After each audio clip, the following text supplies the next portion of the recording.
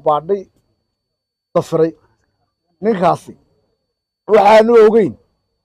in kursigaa uu fadhiyo meeshuu yaallay qaramada midoobey ee xasuuqii somalilan ka dhacay baadhay oo beryo dhan la baadhayey oo xabaalihii la soo saaray oo dadkii xasuuqa ka badbaaday la waraystay oo caddaymo nool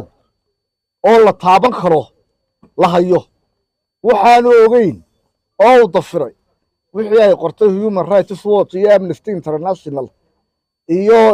markhaatiyadii iyo garowshiyihii ay bixiyeen madaxweynayaashii dowladda uu sheeganayo madaxweynayaasha ka ahaa sida farmaajo iyo xasan sheekh maxamuudka imika jooga labadaba waxay qireen in somalilan xasuuq weyne ka dhacay waxaa kaloo xasuuqaa qiray ninkii xasuuqaa fulinayey ee la odhan jiray cali samatar oo 1989 BBC-da ay ku wareysatay London oo yidhi anigaa bixiyey amarkii hargeysa lagu dumiyey oo rasuulullah ilaahay baa mahadleh isaga inoo qadaray maanta inaynu xafladdan isugu nimaadno waxaanan qirayaa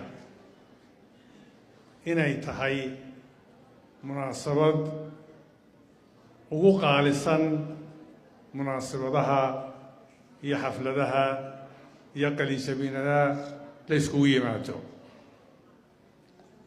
anigoo maanta hawlo badan lahaa waxaan u dhowr adeegoon